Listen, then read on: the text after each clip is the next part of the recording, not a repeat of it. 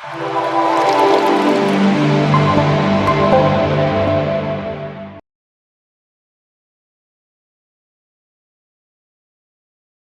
ఉగాది పండగ శ్రీ విశ్వావసునామ సంవత్సర పండగ సందర్భంగా పంచాంగ శ్రవణ మహోత్సవ కార్యక్రమంలో ధనుసు రాశి వారికి ఆదాయ వ్యయం ఎలా ఉండబోతుందో, ఆర్థిక పరిస్థితి ఎలా ఉండబోతుందో ఈ వీడియోలో సవివరంగా సంపూర్ణంగా తెలుసుకుందాం.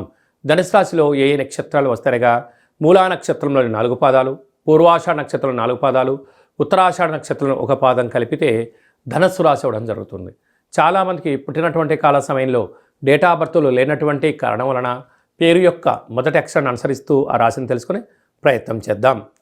ఏ, యో, బా, బి, బు, ధ, బా, డా, బే అక్షరాల వారందరూ కూడా ధనుసు రాశి జాతకులే. ధనుసు రాశి యొక్క అధిపతి దేవగురు బృహస్పతి. వీరికి ఈ సంవత్సరం ఆదాయ వ్యయాలు గమనించినట్లయితే ఆదాయం 5, వ్యయం 5. ఎంతైతే అవసరాలు ఉన్నాయో మీరు అంతే సంపాదించబోతున్నారు అని చెప్పి గుర్తుపెట్టుకోవాలి.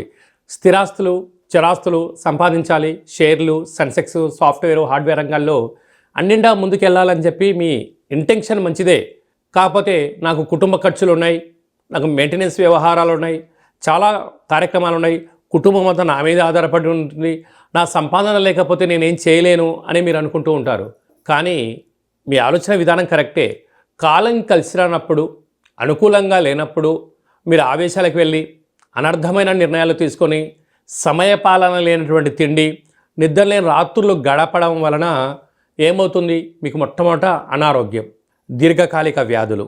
ఎందుకనగా అర్ధాష్టమ శని సంచార స్థితి ప్రవేశించడం వలన, తృతీయంలో రాహు ఉండడం వలన తల్లిదండ్రులతో విభేదాలు, అన్నదమ్ములతో, అక్కాచెల్లెలతో, భార్యాపిల్లలతో అనేక మంది నీ దగ్గర సమయం ఉన్నప్పుడు, ఓపిక శక్తి ఉన్నప్పుడు నీ దగ్గర సంపదనం అందరికీ ఖర్చు పెట్టావు. కానీ నువ్వు కష్టకాలంలో ఉన్నప్పుడు, నువ్వు ఇబ్బందులో ఉన్నప్పుడు ఎవరైనా ఒక్కరు ఫోన్ చేసి బాగున్నావని అడిగే మానవుడు కూడా మనిషికి కనుమరుగవుతాడు. అంటే సొసైటీ నేచర్ అంతే. బెల్లం ఉన్న చోటికి ఈగలు ఎలా వస్తాయో డబ్బులు ఉన్న వ్యక్తి దగ్గర జనాలు ఉంటారు. ఒక్కసారిగా నీ దగ్గర డబ్బులు లేవు, నువ్వు అనారోగ్యం పాలైపోయావు, నీకు జనాల అవసరం ఉంది, భార్య పిల్లలతో అవసరం ఉందని నీకన్నా ముందుగా వాళ్ళే పసిగట్టి నేను ఫోన్ బ్లాక్ చేయడం కానీ, నీతో అంటి ముట్టినట్టు వ్యవహరించడం కానీ, నువ్వు మాట్లాడితే ఎక్కువ డబ్బులు అడుగుతావో అని చెప్పి పరిస్థితులు ఉండడం వల్ల మిమ్మల్ని వాళ్ళు ఇవ్వకపోగా మిమ్మల్ని మానసిక క్షోభకు గురి చేసే పరిస్థితి అవుతుంది. కనుక మన పెద్దవారు చెప్తుంటారు, వయస్సులోనైనా కాలంలోనైనా దీపం ఉండగానే ఇల్లు చక్క పెట్టుకోగలగాలి.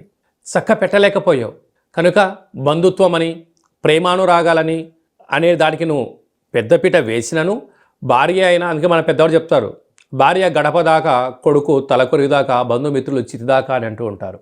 ఈ సామెత ధనుసు రాశి వారు బాగా గుర్తుపెట్టుకోగలగాలి. కనుక వీలైనంత వరకు ధర్మ మార్గంగా ఉండడం, ఆధ్యాత్మిక చింతన ఉండడం, తప్పకుండా సూర్య నమస్కారం చేయడం, ప్రతిరోజు శనిహోరలో మౌనంగా ఉండడం, ఆత్మ పరిశీలన, ఆరోగ్యాన్ని కాపాడుకోవడం, వేలకు తిండి, వేలకు నిద్ర, వేలకు ఆసన కార్యక్రమాల్లో పాల్గొనడం వలన, ఏకాగ్రత వలన, మనశ్శాంతి వలన, సత్ప్రవర్తన వలన, ఉప ఆవాసం వలన, మంచి స్నేహం వలన, సత్సంబంధాలను మెరుగుపరచుకోవడం వలన ఎలాంటి వాటిని వచ్చినా కూడా మనోధైర్యంగా ఎదుర్కొనే శక్తి మీకుంటుంది. 24 గంటలు నా భార్య, నా కుటుంబము, నా ఫ్యామిలీ, నా వ్యవస్థ, నా వ్యవహారం అనుకుంటున్నంత వరకు నువ్వు భ్రమలో బతుకుతున్నావు అని చెప్పి ధనుసు రాశి వారు బాగా గమనించాలి. ఎందుకనగా ఇన్ని సంవత్సరాలు భార్యకు భర్త, భర్తకు భార్య, పిల్లలు, బంధువులు, మిత్రులు, స్నేహితులు, సన్నిహితులు అందరూ కూడా తెలివిగా నిన్ను వాళ్ళు సద్వినియోగపరుచుకున్నారు. కానీ నువ్వు కూడా ఏమనుకున్నావు? ఓపిక ఉంది కదా, శక్తి ఉంది కదా, డబ్బులు ఉన్నాయి కదా అని చెప్పి అలా పంచుకుంటూ వెళ్ళిపోయావు. అదే నీకు ఒక్కసారి ఇప్పుడు అవసరం వచ్చింది, ఒక్కరు కూడా నీ మాట వినే పరిస్థితి లేదు. అంటే శ్రీ విశ్వావసునామ సంవత్సరంలో రాజు రవి భగవానుడు అవ్వడం, గ్రహ గమనాల్లో 18 సంవత్సరాల తర్వాత 3వ స్థానంలోకి రాహు రావడం, 30 సంవత్సరాల తర్వాత అర్ధాష్టమ శని సంచార స్థితి ఉండడం, సప్తమంలోకి 12 ఏళ్ల తర్వాత దేవగురు బృహస్పతి రావడం, అలాగనే భాగ్యంలోకి 18 సంవత్సరాల తర్వాత కేతు భగవాన్ సంచలన, గ్రహాలు అంతగా యోగించడం లేదు. కనుక యోగం అనుకూలంగా లేనప్పుడు మౌనం, ప్రశాంతత, ఆరోగ్యము, ఏకాంతము, అలా భగవంతుడికి సేవ చేసే సమయం ఆసన్నమైందని చెప్పి గుర్తుపెట్టుకోగలగాలి.